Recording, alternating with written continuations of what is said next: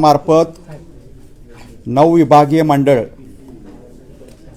12वीच्या म्हणजे उच्च माध्यमिक प्रमाणपत्र परीक्षा दिनांक 21 फेब्रुवारी म्हणजे उद्यापासून सुरू होत आहेत।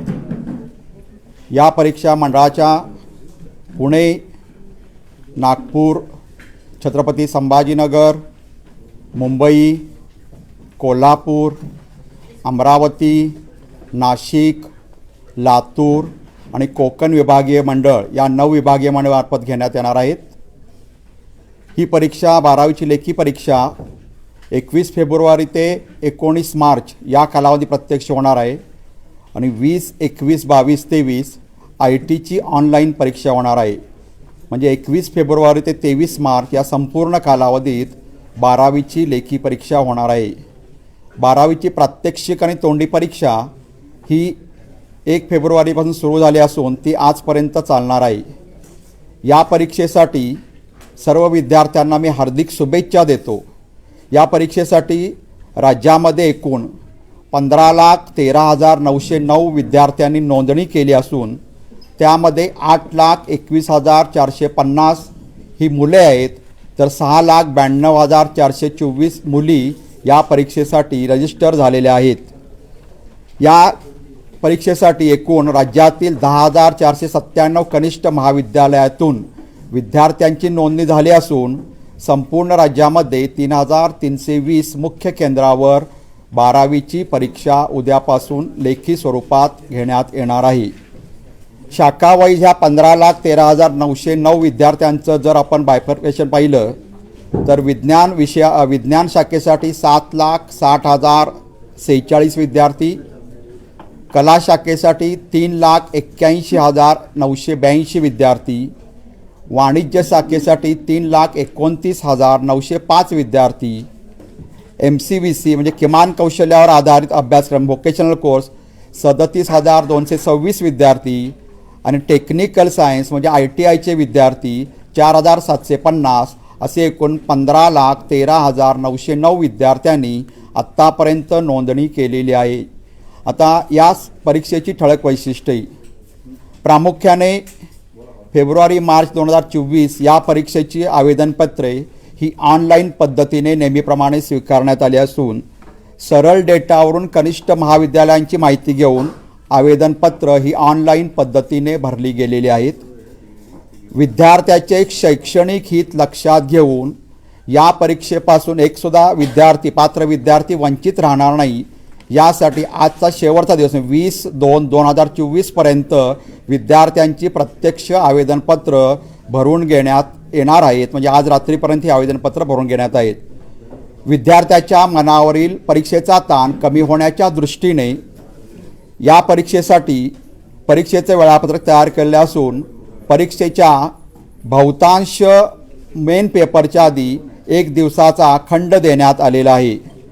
या परीक्षेसाठी एक महत्त्वाची सूचना अशी आहे, मंडळामार्फत प्रसिद्ध केलेले व छपाई केलेलेच वेळापत्रक ग्राह्य धरण्यात यावे, अन्य कोणतेही वेळापत्रक ग्राह्य धरण्यात येऊ नये। कारण काही वेळा काही संस्था असे वेळापत्रक छापतात किंवा व्हायरल झालेले वेळापत्रक व्हॉट्सअपवर किंवा अन्य सोशल मीडियावर व्हायरल झालेले वेळापत्रक विद्यार्थी वापरतात आणि त्यामुळं काही विद्यार्थ्यांचं नुकसान होण्याची शक्यता नाकारता येत नाही। म्हणून मी आपल्या सर्वांच्या वतीनं मी पुन्हा एकदा आवाहन करतो सर्वांच्या मार्फत की विद्यार्थ्यांनी आमच्या मंडळाचं जे मंडळाच्या सचिवांनी राज्यमंडळ सचिवांनी जाहीर केलेले जे काही लिखित वेळापत्रक आहे, छपाई केले वेळापत्रक जे शाळेला गेले त्याच वेळापत्रकावर विश्वास ठेवून विद्यार्थ्यांनी परीक्षेला जावं। या परीक्षेचं अंतिम वेळापत्रक 2 नोव्हेंबर 2023 रोजी मंडळाच्या संकेतस्थळावर अंतिमरित्या जाहीर करण्यात आलं। कारण विद्यार्थ्यांच्या मनावरचा परीक्षेचा ताण लक्षात घेता वर्षाच्या सुरुवातीला आपण टेंटेटिव्ह वेळापत्रक जाहीर करतो आणि साधारणतः नोव्हेंबर-डिसेंबरमध्ये हे वेळापत्रक अंतिम करतो आणि असं अंतिम वेळापत्रक 2/11/2023 रोजी मंडळानं आपल्या संकेतस्थळावर जाहीर केलेलं आहे। परीक्षेच्या कालावधीत अनेक विद्यार्थी नैराश्याच्या गर्तेत जातात किंवा त्यांच्या मनावर परीक्षेचा ताण वाढतो। यामुळं हे टाळण्यासाठी आणि विद्यार्थ्यांना काउन्सिलिंग करण्यासाठी राज्य मंडळामार्फत 10 समुपदेशकांची नावं जाहीर करण्यात आले आहे, त्यांचे नंबरसुद्धा जाहीर करण्यात आले आहे. त्याचबरोबर आमच्या 9 विभागीय मंडळामार्फत ज्या काही 9 विभागीय मंडळ त्यातील प्रत्येक जिल्ह्यासाठी 2 समुपदेशक याप्रमाणे 36 दोन्ही 72 समुपदेशक ते राज्य विभागीय मंडळामार्फत यांची नावं प्रसिद्ध केली आहे. जर विद्यार्थ्यांना परीक्षेसंदर्भात कोणतीही शंका असेल तर विद्यार्थ्यांनी ताण न घेता या काउन्सिलरना जर फोन केला तर त्यांना योग्य तो गायडन्स त्या स्तरावर मिळू शकतो. सदर परीक्षेसाठी आपल्याला माहीत आहे मागील वर्षीपासून आपण सहाय्यक कस्टोडियन म्हणजे रनर आपण म्हणतो, म्हणजे जे लोक कस्टडीपासून केंद्रापर्यंत पेपर नेण्याचं काम करतात यांचं बैठं पथक प्रत्येक परीक्षा केंद्रावर असणार आहे. हे परीक्षेचं रनर नेत असताना त्यांना आपण व्हिडिओ शूटिंग करण्याच्या सूचना दिलेल्या आहेत. त्यांच्या मोबाईल नंबर आपण सर्व विभागीय मंडळाकडून घेतलेले आहेत. ते विभागीय मंडळामार्फत त्यांची नावं घेतलेली आहेत. त्यांची नावं आणि नंबर आपल्याकडं आलेले आहेत आणि त्यांनी आपल्या मोबाईलवर केंद्र कस्टोडियनकडून म्हणजे परिरक्षकाकडून प्रश्नपत्रिकेचे पाकिट घेताना त्याचं व्हिडिओ शूटिंग करायचं आहे. त्यानंतर ते ज्यावेळी केंद्रावर जातात त्यावेळी केंद्र संचालकाला ते प्रश्नपत्रिका सुपूर्द करतानासुद्धा त्यांनी ते व्हिडिओ शूटिंग करायचं आहे. त्याचबरोबर जाताना त्यांनी आपल्या मोबाईलमधली GPS प्रणाली ऑन करायची आहे, जेणेकरून ते रनर कोणत्या ठिकाणी जातात, कुठल्या रूटनं जातात हे आपल्याला काही अडचण आली तर निश्चितपणे कळू शकतं. त्याचबरोबर परीक्षा केंद्रावर बैठक पथक म्हणून काम करत असताना त्या रनरनं पूर्ण वेळ त्या ठिकाणी बसून राहायचं आहे आणि जर एखाद्या ठिकाणी कोणतीही अडचण आली असेल किंवा एखादा गैरव्यवहार होत असेल तर त्याचं व्हिडिओ शूटिंगसुद्धा संबंधित रनरने करायचं आहे. याचबरोबर प्रश्नपत्रिकेची गोपनीयता आणि उत्तरपत्रिकेची सुरक्षितता राखण्यासाठी त्या रनरने आपल्याबरोबर आपण गेल्यानंतर येताना त्यांनी ते उत्तरपत्रिका घेऊन यायचं आहे आणि त्या उत्तरपत्रिका ह्या कस्टोडियनकडे जमा करायच्या आहेत. मागील वर्षीपासून आपण एक बदल केला, तो म्हणजे परीक्षेचा सकाळचं सत्र आपले प्रत्यक्ष परीक्षा 11 वाजता सुरू होते आणि दुपारच्या सत्रात दुपारी 3 वाजता सुरू होते. मागील वर्षापासून आपण सुरुवातीची 10 मिनटं जी वाचनासाठी देत होतो ती आपण परीक्षा म्हणजे उत्तरपत्रिकेचा कालावधी म्हणजे वेळ संपल्यानंतर 10 मिनटं आपण जादा देतो. तीच पद्धत यावर्षीसुद्धा चालू ठेवण्यात आलेली आहे, जेणेकरून विद्यार्थ्याचा 10 मिनटं जो वाढलेला वेळ आहे तो विद्यार्थ्यांना कमी पडू नये यासाठी त्या 10 मिनटाची वेळसुद्धा कायम ठेवण्यात आलेली आहे. आणि कुठल्याही पद्धतीनं विद्यार्थ्याला सकाळच्या सत्रात अर्धा तास अगोदर परीक्षा केंद्रावर यायचं आहे, तर दुपारच्या सत्रातसुद्धा अर्धा तास अगोदर यायचं आहे. सकाळच्या सत्रातील पेपर आपला 11 वाजता सुरू होतं, म्हणजे 10:30च्या दरम्यान विद्यार्थी परीक्षा केंद्रावर हजर असणे आवश्यक आहे. आणि दुपारच्या सत्रात परीक्षा आपली 3 वाजता प्रत्यक्ष प्रश्नपत्रिकाला वाटप केलं जातं. त्यामुळे त्याच्या अगोदर आता 2:30 विद्यार्थ्यांनी परीक्षा केंद्रावर उपस्थित राहणं आवश्यक आहे.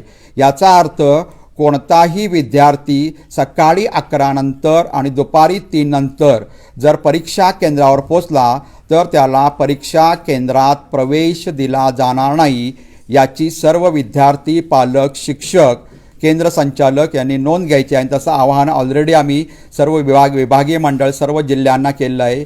या परीक्षेसाठी गतवर्षीप्रमाणे शिक्षा सूचीचे वाचन सर्व शाळा कॉलेजामध्ये करण्यात आलेलं आहे.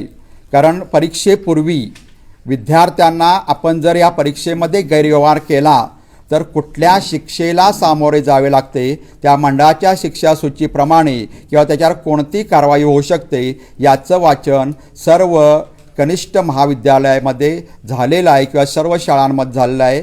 आणि त्यामुळे विद्यार्थ्यांना आपण कोणताही गैरव्यवहार करताना जर पकडलं गेलो किंवा कोणताही गैरव्यवहार केला तर आपल्यावर नेमकी कोणती कारवाई होणार याचं विद्यार्थ्यांना ज्ञान आलेलं आहे. त्यामुळे विद्यार्थ्यांनी गैरमार्गापासून परावृत्त व्हावे आणि विद्यार्थ्यांनी चांगल्या पद्धतीनं निकोप वातावरणात ही परीक्षा द्यावी असं मंडळ आवाहन करत आहे.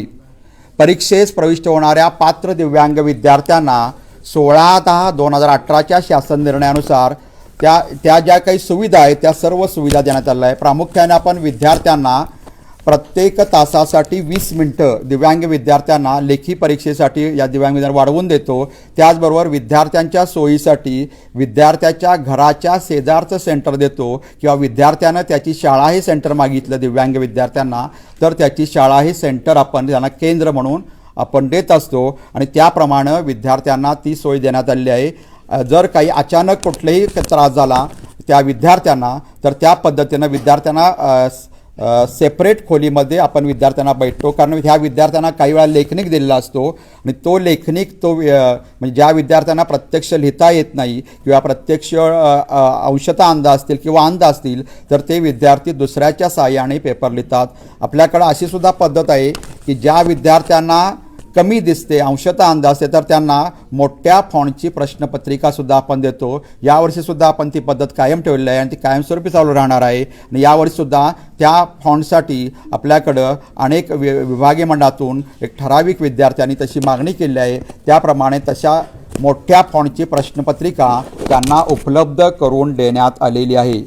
परीक्षेत प्रविष्ट होणाऱ्या विद्यार्थ्यांना कॅल्क्युलेटर वापरण्यासाठी परवानगी असेल परंतु कॅल्क्युलेटर म्हणजे ठराविक विषयांना परंतु कॅल्क्युलेटर हा कॅल्क्युलेटर स्वरूपातच असावा. त्यामध्ये मोबाईल किंवा अन्य कुठल्याही डिव्हाइसमध्ये असा कॅल्क्युलेटर असू नये जेणेकरून तात्काळ होईल. त्यामुळं कॅल्क्युलेटर स्वरूपात कॅल्क्युलेटर वापरण्यास विद्यार्थ्यांना सदरचा कॅल्क्युलेटर स्वतः आणायचा आहे आणि त्यामध्ये प्रामुख्याने गणित पुस्तकपालन व लेखाकर्म भौतिकशास्त्र आणि रसायनशास्त्र या विषयाच्या प्रश्नपत्रिकेसाठी कॅल्क्युलेटर वापरण्याची परवानगी विद्यार्थ्यांना देण्यात आलेली आहे. संपूर्ण राज्यासाठी एक नियोजनबद्ध गैरमार्गाशी लढा आपण दरवर्षी करतो. त्याप्रमाणे सर्व सूचना सर्व परीक्षा केंद्रावरच्या केंद्र संचालकांचे बैठका मुख्याध्यापकांच्या बैठका त्यानंतर आमच्या जिल्हा स्तरावरील माननीय जिल्हाधिकारी यांच्या अध्यक्षतेखाली दक्षता समितीच्या बैठका पार पडलेल्या आहेत. त्याचबरोबर माननीय विभागीय आयुक्त यांनासुद्धा सर्व विभागाच्या विभागीय आयुक्तांनासुद्धा DO लेटर आमचं गेलेलं आहे आणि सर्वांनी या ठिकाणी या परीक्षेमध्ये परीक्षा ही निकोप वातावरणात पार पडण्यासाठी सहकार्य करण्याचे आश्वासन दिलं आहे आणि त्याप्रमाणे ही परीक्षासुद्धा निश्चितपणे चांगल्या वातावरणात पार पडेल अशी मंडळ अपेक्षा ठेवतो. परीक्षा काळात संभाव्य गैरप्रकारांना आळा बसावा म्हणून राज्य मंडळामार्फत एकूण 271 भरारी पथकं तैनात करण्यात आलेली आहे. त्याशिवाय सर्व जिल्ह्यांनी त्यांच्या स्तरावर महसूल आणि ग्रामविकासची पथके तयार केले. माननीय जिल्हाधिकारी मुख्य कार्यकारी अधिकारी SP किंवा CP यांच्या सहाय्यानं त्या स्तरावर सुद्धा पथकं तयार केलेली आहेत. त्या पथकांना या केंद्राला भेटी देताना कोणत्या पद्धतीनं परीक्षा केंद्रांना भेटी द्यायला पाहिजेत आणि त्याची अंमलबजावणी कशी करायला पाहिजे याचं सुद्धा नियोजन राज्य मंडळामार्फत सर्व जिल्हाधिकारी सर्व विभागीय आयुक्त सर्व CEO सर्व SP आणि सर्व CP यांना दिलं आहे जेणेकरून जिल्हा स्तरावरील जे प्रमुख अधिकारी आहेत त्या प्रमुख अधिकाऱ्यांच्या मार्गदर्शनाखाली आणि त्यांच्या दक्षतेखाली ही परीक्षा चांगल्या पद्धतीनं पार पडेल असा मंडळाला विश्वास आहे. तसेच यावर्षी आपण एक नवीन पद्धत सुरू केली. प्रात्यक्षिक परीक्षा ज्या 12वीच्या 1 फेब्रुवारीपासून सुरू झाल्या आणि 10वीच्या 10 फेब्रुवारीपासून सुरू झाल्या तर या परीक्षांना प्रत्यक्ष कमीत कमी 10 माध्यमिक शाळा आणि 10 उच्च माध्यमिक शाळांना प्रत्येक खालील अधिकारी म्हणजे गट शिक्षणाधिकारी विस्तार अधिकारी केंद्र प्रमुख शिक्षणाधिकारी प्राथमिक माध्यमिक योजना डाएट प्राचार्य आणि विभागीय शिक्षण उपसंचालक आणि तसेच आमचे मंडळातले विभागीय अध्यक्ष विभागीय सचिव सहाय्यक सचिव आणि सहसचिव यांनासुद्धा या प्रात्यक्षिक परीक्षांना भेटी देण्यास सांगितलं होतं. त्याप्रमाणे त्यांनी भेटी दिल्या आहेत आणि भेटीचा अहवाल आम्हाला लवकरच प्राप्त होईल जेणेकरून प्रात्यक्षिक परीक्षा देताना काही अडचण आल्या तर त्या प्रामुख्याने आपल्या नजरेस भराव्यात किंवा आपल्याला कळाव्यात. त्यामुळे अशी योजना केलेली आहे आणि त्याप्रमाणे अधिकाऱ्यांच्या भेटी सुरू आहेत. त्याचबरोबर राज्य मंडळ कार्यालयातील यावर्षी आपण सर्व विभागीय मंडळातील म्हणजे विभागवार आपण अधिकाऱ्यांच्या बैठका घेतल्या. त्या बैठकीमध्ये विभागीय अध्यक्ष विभागीय सचिव विभागीय शिक्षण उपसंचालक विभागीय सहसचिव विभागीय सहाय्यक सचिव शिक्षणाधिकारी प्राथमिक शिक्षणाधिकारी माध्यमिक शिक्षणाधिकारी योजना आणि डाएट प्राचार्य यांच्या व्हिडिओ कॉन्फरन्सद्वारे मी स्वतः संवाद साधलेला आहे मंडळामार्फत संवाद साधलेला आहे आणि त्यांना परीक्षेच्या सर्व सूचना देण्यात आलेल्या आहेत. त्याचबरोबर ऐनवेळी अन्य कोणतीही घटना घडली तर त्याबाबत निश्चित उपाययोजना काय करावी याचं सुद्धा अवलोकन त्यांनी केलेलं आहे आणि त्या पद्धतींची त्यांचीसुद्धा तयारी या मानसिक तयारी पूर्ण झालेली आहे. यावर्षीपासून आपण प्रथमच प्रात्यक्षिक आणि तोंडी परीक्षेचे मार्क्स आपण ऑनलाईन पद्धतीनं राज्यमंडळाकडे घेत आहोत. ऑनलाईन पद्धतीने दरवर्षी आपण OMR सीट देत होतो आणि OMR सीटवर ते मार्क लिहून मग आपल्याकडे स्कॅन होत होत्या. यावर्षी मात्र आपण ऑनलाईन पद्धतीनं त्यांना सीट दिलेल्या आहेत आणि त्या पद्धतीने त्यांनी मार्क केलेले आहे. त्याप्रमाणे आमच्याकडं 12वीचे मार्क जमा द्यायला सुरुवात झालेली आहे. 12वीचे मला वाटते गुण 29 तारखेपर्यंत 29 तारखेपर्यंत संबंधित शाळा पोर्टलवर भरायचे आहेत आणि प्रत्यक्ष त्याची एक हार्ड कॉपी 4 मार्चपर्यंत संबंधित कॉलेजनं आमच्या विभागीय मंडळापर्यंत पोहोचवायचे आहे. हे ह्याच्यासाठी आहे की जेणेकरून एखाद्या विद्यार्थ्यामध्ये एखाद्या शिक्षकाने दिलेले गुण आणि त्याच्या पोर्टलवर दिले आणि नंतर निकाल लागल्यानंतर आम्ही एवढे गुण दिले होते आणि आता एवढे केस झाले हे करण्यासाठी त्याची प्रिंट घेऊन त्याच्यावर मुख्याध्यापकाची किंवा एक्सटर्नल एक्झामिनर स्वाक्षरी घेऊन ते गुण आमच्याकडं त्यातली प्रिंट घेऊन स्वाक्षरी करून ती प्रिंट विभागीय मंडळाकडे जमा करण्याच्या सूचना संबंधित शाळांना संबंधित कॉलेजना देण्यात आलेल्या आहेत. त्यानंतर आपल्याला माहीत आहे आपल्याकडं 25 प्रश्नपत्रिकांचे सीलबंद पाकिट असते. हे सीलबंद पाकिट हे विद्यार्थ्यांच्या समोर 2 विद्यार्थ्यांच्या स्वाक्षरीने आणि सुपरवायझरच्या स्वाक्षरीने आणि जर तैनात असलेले जे कोण आपले पोलीस कॉन्स्टेबल असतील त्यांच्या सहाय्याने वर्गामध्ये उघडायचं आहे. जर पोलीस कॉन्स्टेबल जास्त नसेल तर प्रत्येक वर्गामध्ये 2 विद्यार्थी आणि संबंधित सुपरवायझर यांच्या सहाय्याने वर्गामध्ये उघडले जाईल जेणेकरून गोपनीय प्रेसकडून आलेला पेपर हा प्रत्यक्ष वर्गामध्ये फुटतो यासुद्धा विद्यार्थ्यांचा विश्वास बसेल आणि त्या पद्धतीची कार्यवाही करण्याच्या सूचना दरवर्षीप्रमाणे याही वर्षी देण्यात आलेल्या आहेत. त्यानंतर प्रचलित पद्धतीने आपल्या ऑनलाईन परीक्षा IT विषयाच्या ह्या 20, 21, 22 आणि 23 मार्च रोजी होणार आहेत. त्या ऑनलाईन पद्धतीने होतील. यासाठी 1,94,439 विद्यार्थ्यांनी रजिस्ट्रेशन केलेलं आहे आणि या विषयासाठी 40 केंद्रावरून विद्यार्थी प्रविष्ट होणार आहे. आपण केंद्र निश्चित करतो आणि त्या केंद्रावरून परीक्षा द्यायची असते. प्रत्येकाला सेपरेट त्याचे बॅचेस असतात आणि या 4 दिवसाच्या बॅचेसमध्ये त्या विद्यार्थ्यांनी परीक्षा द्यायची आहे आणि त्या परीक्षा 20, 21, 22, 23 मार्च या कालावधीमध्ये घेतल्या जातील. पुन्हा एक मला एक आव्हान करूच वाटतं की विद्यार्थ्यांनी कोणत्याही अफवांना बळी पडू नये. प्रामुख्याने परीक्षेच्या कालावधीमध्ये काही अफवा पसरतात सोशल मीडियाद्वारे आणि त्यामुळे विद्यार्थ्यांची मानसिकता ही खचण्याची शक्यता असते आणि त्यामुळे विद्यार्थ्यांनी कोणत्याही भूलथापांना किंवा रुमर्सना बळी पडू नये आणि विद्यार्थ्यांनी जे काही विभागीय मंडळ किंवा राज्यमंडळ ज्या सूचना देईल त्या सूचनाप्रमाणेच कार्यवाही करावी असं मी आपल्यामार्फत सर्व विद्यार्थ्यांना आवाहन करतो. दुसरा एक मुद्दा आपला पेपर कोणत्या दिवशी आहे कोणत्या तारखेला आहे आणि पहिल्या सेशनमध्ये आहे का दुसऱ्या सेशनमध्ये आहे याची निश्चित माहिती हॉल तिकीटवर देण्यात आलेली आहे. आता हॉल तिकीटवर देताना आपल्याला तारखेनुसार ते पेपर येत नाहीत तर आमच्या त्या लॉजिकनुसार पेपर येतात. त्यामुळे कदाचित असं होऊ शकतं की 21 तारखेचा पेपर सरळ असेल परंतु 23 तारखेचा पुढं असेल आणि 22 तारखेचा खालू असू शकतो. त्यामुळे विद्यार्थ्यांनी आपले जे विषय आहेत तो विषय बघावा आणि विषयानुसार किती तारखेला आपला पेपर आहे त्या पेपर दिवशी त्यावेळी तिथं हजर राहणे अत्यंत आवश्यक आहे. कारण एखाद्या विद्यार्थ्याचा अशा पद्धतीने जर दुर्दैवानं पेपर चुकला तर तो नंतर पेपर आपण घेऊ शकत नाही. परंतु आपल्याला माहीत आहे आपण पुरवणी परीक्षा पुन्हा घेतो. ती पुरवणी परीक्षा ही प्रामुख्याने जुलै एंडला किंवा ऑगस्टच्या सुरुवातीला सुरू होते आणि ही परीक्षा देण्यासाठी विद्यार्थी स्वतः विद्यार्थ्याचा स्कोरिंग करण्यासाठी म्हणजे पास झालेला विद्यार्थीसुद्धा त्या परीक्षेला पुन्हा बसू शकतो स्कोरिंग करण्यासाठी किंवा एखाद्या विषयात कमी मार्क पडले तर पुन्हा सर्व विषय घेऊन बसू शकतो आणि नापास झाले तर विद्यार्थीवर बसू शकतो किंवा अपवादाने या परीक्षेसाठी एखादा विद्यार्थी आजारी पडला किंवा अन्य कोणी दुर्दैवी घटना घडली तरीसुद्धा त्या विद्यार्थ्याला जुलैच्या परीक्षेला बसता येतं. हे क्लास इम्प्रूव्हमेंट स्कीम असं म्हणतो आणि या क्लास इम्प्रूव्हमेंट स्कीममुळं विद्यार्थ्यांना वर्ष वाया जाण्याची भीती नसते आणि त्यामुळे एखाद्या विद्यार्थ्याला जर अयशस्वी झाला किंवा विद्यार्थ्याला गुण कमी पडले तर गुण सुधारण्याची, यशस्वी होण्याची पुन्हा संधी आपण देतो आणि त्या विद्यार्थ्याला पुढील शैक्षणिक वर्षामध्ये कुठल्याही प्रोफेशनल कोर्सेसला किंवा अन्य कोणत्याही महाविद्यालयात त्या विद्यार्थ्याला प्रवेश मिळू शकतो. त्यामुळं विद्यार्थ्यांनी घाबरून न जाता तणावमुक्त वातावरणात परीक्षा देण्याची गरज आहे आणि ते विद्यार्थी निश्चितपणे करतील. विद्यार्थ्यांनी 2 वर्षभर अभ्यास केलेला आहे आणि त्यामुळं विद्यार्थ्यांचा या अभ्यास हा निश्चितपणे करा. विद्यार्थ्यांनी चिंतन मनन करावे, कारण आता प्रत्यक्ष परीक्षा उद्यापासून सुरू होत आहे. ज्यादा नवीन अभ्यास करण्यापेक्षा जुना केलेल्या अभ्यासाचं चिंतन मनन करणे हे विद्यार्थ्यांच्या दृष्टीने अत्यंत महत्त्वाचं आहे.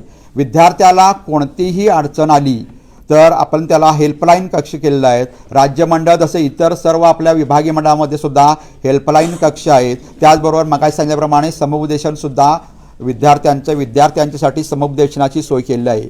काही ठिकाणी असं आढळून येतं की काही ठिकाणी फी भरली नाही म्हणून विद्यार्थ्याला हॉल तिकीट न मिळणे किंवा अन्य कोणत्याही कारणास्तव जर शाळेनं हॉल तिकीट दिलं नाही तर आपण सर्व गट शिक्षणाधिकाऱ्यांना हे अधिकार दिलेले आहेत की एखाद्या विद्यार्थ्याला अशा कोणत्याही चुकीच्या कारणास्तव जर हॉल तिकीट मिळालं नाही तर गट शिक्षणाधिकाऱ्यांमार्फत ते हॉल तिकीट त्या विद्यार्थ्याला दिलं जाईल, जेणेकरून ज्या विद्यार्थ्यांना परीक्षेला आवेदनपत्र भरलेलं आहे आणि त्याला परीक्षा द्यायची इच्छा आहे तर त्या विद्यार्थ्याला कोणत्याही कारणाने परीक्षेपासून वंचित ठेवलं जाणार नाही याची विद्यार्थ्यांनी काळजी घ्यावी. आणि त्यामुळे विद्यार्थ्यांनी कोणत्याही कारणाने घाबरून न जाता परीक्षा निकोप चांगल्या वातावरणामध्ये द्यावी. विद्यार्थ्यांनी चांगला अभ्यास केलेला आहे. आपण मागील 2 वर्षामध्ये कोविडच्या ह्याच्यातून आपण पुढं आलेलो आहोत.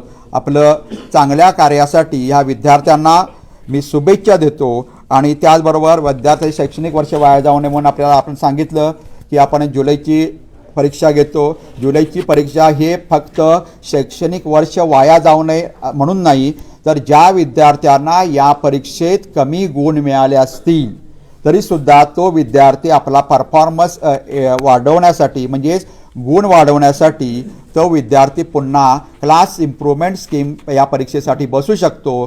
ती परीक्षा साधारणतः जुलै आणि ऑगस्टमध्ये होते आणि त्याचा निकाल ती परीक्षा झाल्यापासून 10 ते 12 दिवसात जाहीर होतो. त्यामुळे ऑगस्ट एंड अखेर निकाल जाहीर होत असल्यामुळं विद्यार्थ्याला त्याच्या मार्कावर विद्यार्थ्याला कोणत्याही प्रोफेशनल कोर्स जाता येतं. फक्त त्याला एकच अट असते, पहिला परफॉर्मन्स विद्यार्थी जर पास झाला आणि दुसरा परफॉर्मन्समध्ये सुद्धा पास झाला तर त्याला कुठलं मार्कलिस्ट पाहिजे हे विद्यार्थ्यानं त्या परीक्षेचा निकाल लागल्यापासून 1 महिन्याच्या आत आम्हाला बोर्डाला कळवणे आवश्यक आहे, म्हणजे विभागीय मंडळाला कळवणे आवश्यक आहे. जर त्यानं तसं कळवलं नसेल तर सेकंड परफॉर्मन्स जो असेल तो त्याचा निश्चित केला जातो. याप्रमाणे आपल्याकडं ही 12वीची परीक्षा उद्यापासून सुरू होत आहे. आपण सर्व प्रिंट मीडिया, इलेक्ट्रॉनिक मीडिया या सर्वांनी आत्तापर्यंत परीक्षेसाठी अत्यंत चांगलं सहकार्य केलेलं आहे. सुरुवातीला मी तुमचं स्वागत करायला विसरलो, आता मी पुन्हा तुमचं सर्व इलेक्ट्रॉनिक प्रिंट मीडिया स्वागत करतो. आपण परीक्षेच्या दृष्टिकोनातून अत्यंत चांगल्या पद्धतीनं आम्हाला सहकार्य करता, असंच सहकार्य राहू दे. ज्या ठिकाणी मला एकच विनंती करायची आहे, जे खरं असेल ते दाखवा, परंतु एखादा चुकीचा व्हिडिओ जुन्या वर्षाचा त्याच्या मागच्या वर्षाचा व्हिडिओ होतो आणि अमुक ठिकाणी कॉपी केला असं कृपया आपल्या इलेक्ट्रॉनिक वाहिनीवर प्रिंट वाहिनी असं करू नये. आणि त्याची खात्री करून दाखवायला काही हरकत नाही, कारण तो तुमचा अधिकार आहे, परंतु त्याची खात्री करावी आणि मगच तो आपल्या वाहिनीवर वाहने दाखवण्यास काही हरकत नाही. परंतु ही परीक्षा चांगल्या पद्धतीने पार पडावी यासाठी आपल्या सर्वांचं आत्तापर्यंत कायम सहकार्य आहे आणि हे सहकार्य असंच सुरू राहील असे मी अपेक्षा बाळगतो. धन्यवाद. हां,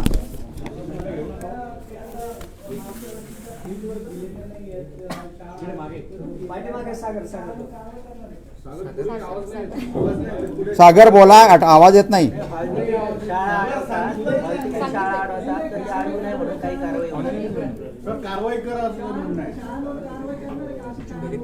हो, परीक्षा झाल्यानंतर आपण त्या शाळांवर कारवाई करतो आणि ही कारवाई करण्याचे अधिकार संबंधित शिक्षणाधिकारी, माध्यमिक शिक्षण, विभागीय शिक्षण उपसंचालक आणि डायरेक्टर सेकंडरी यांचे असतात. कारण कशा पद्धतीनं फी दिली नाही म्हणून जर हॉल तिकीट दिलं नसेल तर ते अत्यंत गंभीर आहे आणि त्यामुळे कुठलाही विद्यार्थी परीक्षेपासून वंचित राहणार नाही याची दक्षता मात्र मंडळ निश्चितपणानं घेत असतं. नाही, आत्तापर्यंत आमच्याकडे 2 तक्रारी आल्यात आणि दरवर्षी अशा 1-2 तक्रारी येत असतात. त्यामुळं हे आपण गेल्या 2-3 वर्षापासून ही आपण पद्धत राबवतो आहे. प्रामुख्याने ह्या तक्रारी मेट्रो सिटीतून येतात, मुंबई पुणे यासारख्या सिटीतून येतात.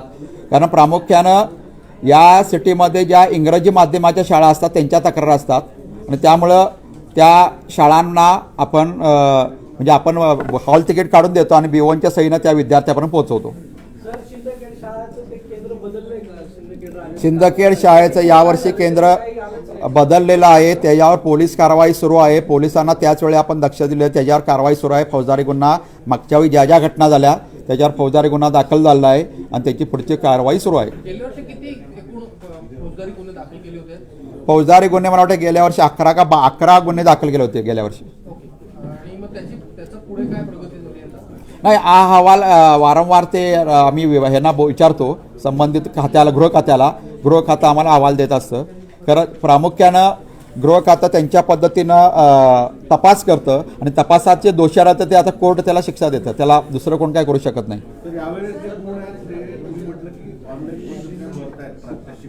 हां, नाही, आता सुरुवातीला यावर्षी प्रथमच आपण हे सुरुवात करतोय, त्यामुळं ते स्कॅनिंग करण्याचा वेळ वाचणार आहे किंवा त्यामुळं ते लवकर होण्याची शक्यता आहे. तसं झालं तर मागच्या वेळी पण आपण निकाल लवकर लावला होता, जे 12वीच्या उत्तरपत्रिकेवर बहिष्कार काही दिवस होता मागच्या वर्षी उत्तरपत्रिका तपासणीवर, तरीसुद्धा आपण निकाल वेळेत लावला होता. यावर्षीसुद्धा निकाल निश्चितपणे वेळेत लावू, कारण सुप्रीम कोर्टाच्या आदेशानुसार 10 जूनपूर्वी हा निकाल लागणे अपेक्षित आहे संपूर्ण देशामध्ये, संपूर्ण राज्यमंडळात, सर्व राज्यमंडळाचा.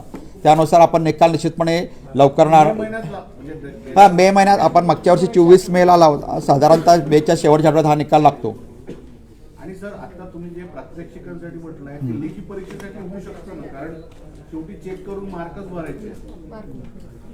नाही, ते तो स्कॅन होतो, कारण प्रत्यक्ष प्रश्न उत्तरपत्रिकेत तपासावे लागते, उत्तरपत्रिका तपास त्याच्यावर साईटचा जो त्याच्यावर असतं आणि ते स्कॅन होतं. नाही, आता हे ऑनलाईन भरतात शिक्षक, ते प्रॅक्टिकल परीक्षेचे. मग जो शिक्षक चेक करणार आहे तो भरू शकतो ना त्याच्यावर काय मार्क? ते UID त्यांना कळत नाही ना कोणाला पेपर आणि कोणाला द्यायचे, ते UID नुसार मार्क असतात आणि हे विद्यार्थ्याला मार्क द्यायचे त्याच्या रोल नंबरनुसार, सीट नंबरनुसार, त्यामुळे त्यांना ते करता येत नाही. भरारी पथकं सागर आपण ऐकलं नाही, 271 भरारी पथकं आपल्या राज्यमंडळामार्फत केलेली आहे. त्याचबरोबर प्रत्येक जिल्हानिहाय संबंधित जिल्हाधिकारी, संबंधित मुख्य कार्यकारी अधिकारी, संबंधित SPCP यांनी सुद्धा भरारी पथकं केलेली आहेत आणि बऱ्याच जिल्ह्यात अशी केलेली आहे जेणेकरून परीक्षा या सुरळीत वातावरणात पार पाडाव्यात.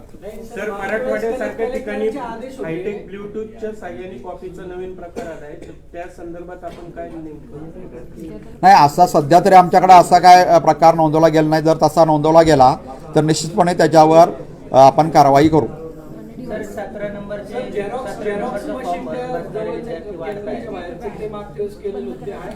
नाही, ते दरवर्षी असतं, 144 कलम लागू करतात परीक्षा केंद्राच्या बाहेर आणि 100 मीटरच्या परिसर का 100 मीटरच्या 100 मीटरच्या परिसरात आपल्याला झेरॉक्स सेंटर परीक्षेच्या केंद्रात सुरू करता येत नाही आणि त्यामुळे ते बंद केलेलं असतं निश्चितपणे.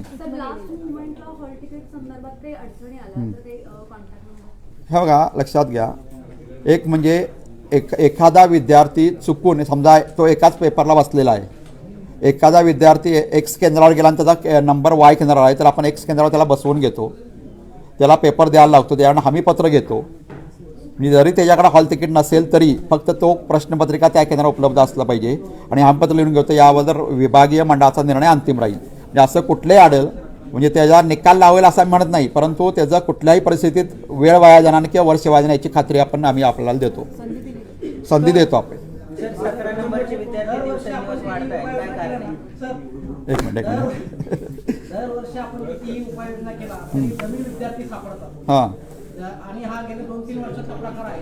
पूर्णतः विद्यार्थी एवढा आपण हॉल तिकीट देतो, त्यानंतर त्यांचे डॉक्युमेंट चेक करतो, तरीही डमी विद्यार्थी बसतात, तर ते बसू नयेत किंवा ते सापडल्यानंतर त्यांच्यावर कठोर कारवाई करावी यासाठी काय प्रश्न आहे? मला असं गणेशजी असं वाटतं की आपण कितीही काउन्सिलिंग केलं तरी त्या विद्यार्थ्याची वैयक्तिक इच्छा, पालकाची वैयक्तिक इच्छा, शिक्षकाची इच्छा, आता हा जो डमी बसणारा विद्यार्थी आहे तो कोणत्या पद्धतीचा असतो आपल्याला माहीत आहे. त्यामुळं वैयक्तिक म्हणजे आपण कितीही सुरक्षा केली तर सुरक्षा भेदणारी यंत्रणा असते, तसं या पद्धतीनं काही असू शकतं. त्यामुळं आपण जर असे विद्यार्थी सापडले तर त्यांच्यावर FIR नोंद करतो, त्यांच्या म्हणजे दोघांवर म्हणजे मूळ विद्यार्थी प्लस त्याचा डमी बसणारा विद्यार्थी दोघांवर FIR नोंद करतो आणि त्या विद्यार्थ्याला पुढील 5 परीक्षा आपण त्या मूळ विद्यार्थ्याला 5 परीक्षेपासून वंचित करतो. त्याचबरोबर दुसरा विद्यार्थी जर एखाद्या कॉलेजमध्ये असेल तर त्यालासुद्धा परीक्षेपासून वंचित केलं जातं. सर, खाजगीरित्या आपण राहुलने विचारतो, हां. खाजगीरित्या अर्ज भरलेले किती आहेत? 17 नंबर आले. हां, आता- किती होते आणि वाढतायत का? ठीक आहे सांगतो ना. निश्चितपणे विद्यार्थी वाढत आहेत. गेल्या वर्षी खाजगी विद्यार्थी 34,001 विद्यार्थी होते, 17 म्हणजे प्रायव्हेट कॅन्डिडेट आपण त्याला 17 नंबरचा आपण फॉर्म त्याला म्हणू, आणि यावर्षी ते 39,587 म्हणजे साधारणतः 5,500 विद्यार्थी प्रायव्हेट विद्यार्थी वाढलेले आहेत. कारण काय असेल? हां, याचं कारण आहे यावर्षी एक असू शकतं, कारण यावर्षी रिपीटर विद्यार्थी संख्या सुद्धा वाढलेली आहे. मागच्या वर्षी 27,000 होती, यावेळी ती 31,000, त्यामध्ये सुद्धा 4,000 वाढलेले आहेत.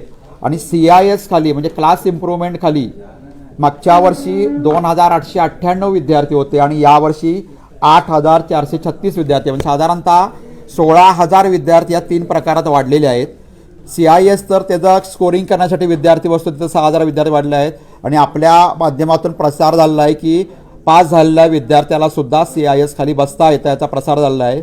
CISची स्कीम अशी आहे की एखादा विद्यार्थी पास झाला तर त्याला लगतच्या 2 परीक्षा पूर्ण विषयात पास व्हायला लागतं पहिल्या परीक्षेला, तर लगतच्या 2 परीक्षेला तर CIS खाली बसायला लागतं. म्हणजे मागच्या मार्चला जर पास झाला असेल 2023ला तर जुलै 2023 आणि आता मार्च 2024 या दोन्ही परीक्षेला तो बसू शकतो आणि त्यापैकी दोन्ही किंवा दोन्हीपैकी एक बसू शकतो. यानंतर पुढची संधी त्याला मिळत नाही, परंतु आम्ही त्याच्यावर पण विचार करायला लागलो ती संधी एखादी वाढवून द्यायची का, कारण शेवटी विद्यार्थ्यांचं आपल्याला विद्यार्थ्याला पुढे न्यायचं आहे. विद्यार्थी इच्छा असेल बसू शकतो, अजून केलेलं नाही, परंतु आत्ताच तरी 2 संधी त्या विद्यार्थ्याला आहेत, त्यामुळं विद्यार्थी बसू शकतो. दुसरा मुद्दा म्हणजे यावर्षी आपल्याला माहीत आहे NEP 2022 जाहीर झाला. यामध्ये परीक्षेचं स्वरूप बदलण्याचं किंवा अभ्यासक्रम बदलणार आहे पुढच्या वर्षीपासून किंवा त्याच्या पुढच्या वर्षी. जसं केंद्र सरकार आता साधारणतः आपल्याकडं अजून 2 वर्षांनी अभ्यासक्रम बदलण्याची शक्यता आहे. आत्ता लगेच यावर्षी येणाऱ्या वर्षी बदलणार नाही 10वीचा किंवा 12वीचा, कारण तशा प्रकारचं SCRTच्या डायरेक्टरांशी आमची चर्चा झाली, प्रधान सचिवां महोदयांबरोबर चर्चा झाली आणि त्यानुसार हे ज्यावेळी लागू होईल त्यावेळी परीक्षेचं स्वरूप बदलेल. त्यामुळे जुने जे विद्यार्थी आहेत जुन्या अभ्यासक्रमावर ते आता त्यांना वाटतं ही शेवटची संधी असेल, म्हणून ते 17 नंबरचे विद्यार्थी आता यावर्षी वाढलेले आहेत असं आमचं वैयक्तिक मत आहे. म्हणजे थोडक्यात 2026ची परीक्षा नवीन याच्यानुसार होईल. कदाचित होऊ शकते. त्या कसं आहे, केंद्र सरकार तर होऊ शकते, पण राज्य शासनाचे पुस्तकं तयार होणे, त्याआधी 9वीची परीक्षा होणे, 11वीची पहिल्या वर्षी 9वी आणि 11वीच्या परीक्षा होणे आणि त्यानंतर त्याच्या पुढच्या वर्षी 10वी आणि 12वीची परीक्षा अशी आपली पद्धत असते. कारण कुठलाही नवीन बदल हा एकदम लागू केला जात नाही, त्याला 1 वर्ष त्या प्रोसेसमधून जावं लागतं, जेणेकरून विद्यार्थ्याच्या मानसिकतेमध्ये शिक्षकांच्या मानसिकतेमध्ये सकारात्मकता येईल किंवा पालकांच्या मानसिकतेमध्ये सकारात्मकता ही त्याच्यामागची भावना असते. सर, राष्ट्रीय अभ्यासक्रम आराखडा आता नुकताच प्रसिद्ध झाला, हरकती मागवल्या त्याचा ड्राफ्ट प्रसिद्ध झाला, त्याच्या हरकती मागवलेल्या आहेत. त्याच्यात काही आहे का या संदर्भात उल्लेख? नाही, त्या संदर्भात मी सांगतो. आता साधारणतः असं दिसतंय की पुढच्या वर्षीपासून पहिला टप्पा म्हणजे 6वी 9वी 2री 3री याची पुस्तकं बदलतील असं वाटतं पुढच्या वर्षी, म्हणजे कुठल्या शैक्षणिक वर्ष 25-26 पासून, आणि त्यानंतर त्याच्या पुढच्या वर्षी 10वी आणि 12वीला असं अपेक्षित आहे. शेवटी राज्य मंडळाचा अभ्यासक्रम त्याला सुकाणू समिती असते माननीय मंत्री महोदयांच्या अध्यक्षतेखाली, त्याला मान्यता मिळायला लागते. मान्यता मिळाल्यानंतर तो अभ्यासक्रम म्हणजे आता आपण SCF जो ह्याला टाकलेला आहे ते ड्राफ्ट आहे, तो त्या हरकती मागवल्या आहेत. हरकती आल्यानंतर त्यात बदल होऊ शकतात. बदल झाल्यानंतर तो सुकाणू समितीसमोर जातो, तो मान्य होतो, त्याच्या तो अभ्यासक्रम तयार होतो, त्यानंतर पाठ्यक्रम तयार व्हावा लागतो, पाठ्यपुस्तक तयार व्हावं लागतात आणि मग तो अभ्यासक्रम विद्यार्थ्यांना त्या पाठ्यपुस्तकं तयार केल्यानंतर ती पाठ्यपुस्तकं ज्या वर्षी विद्यार्थ्यांना मिळतील त्या वर्षीपासून तो नवीन पाठ्यपुस्तक दिलं जातं आणि त्यापासून अभ्यासक्रम बदलतो.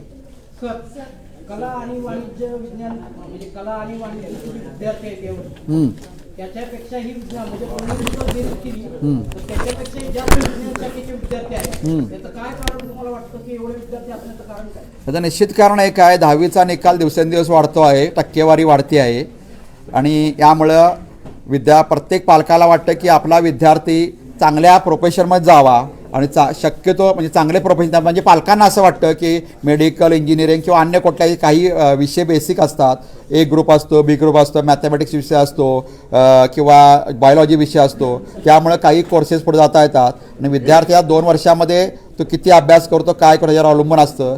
त्यामुळे सायन्सचे विद्यार्थी वाढत आहेत आणि सायन्सचे विद्यार्थी त्यामुळे वाढत आहेत आणि त्या मानानं कॉमर्स आणि कला शाखेचे विद्यार्थी त्या मानानं कमी होत आहेत, हे आपल्याला दिसून येतं आहे.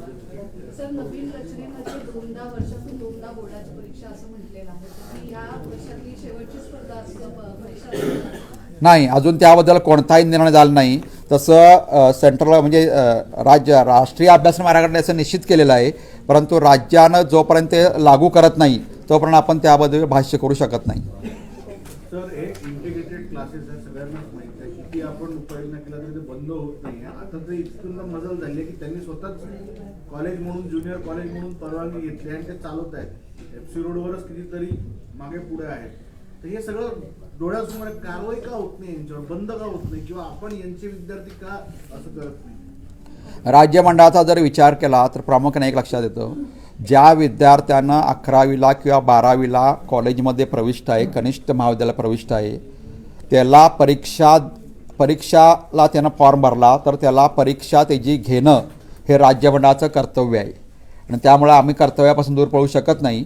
परंतु आमच्या ज्या दुसऱ्या यंत्रणा आहेत, विभागीय शिक्षण उपसंचालक असतील, तर अशा पद्धतीनं आता संच मान्यतेचा बऱ्याच पद्धतीनं आता लेट झाला. यावर्षी संच मान्यता त्या 30 सप्टेंबरच्या 23-24 संच मान्यता 30 सप्टेंबरच्या ह्याच्यावर करण्याचे आदेश काढले आहेत.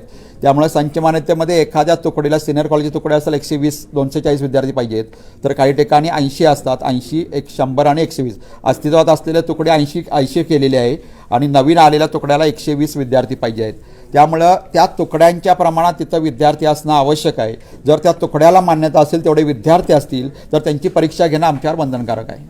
कारवाई काहीच होत नाही ना. जर तुम्ही शिक्षणाधिकारी म्हणतात किंवा काहीच होत नाही, सगळं सरळ चालू नाही, त्याचे कारवाई जर तक्रार आली तर होऊ शकते, कारण प्रत्येक ठिकाणी आम्ही शिक्षणावर पोहोचल्याची आम्ही खात्री देऊ शकत नाही, कारण निश्चितपणे त्याच्यावर कारवाई होते.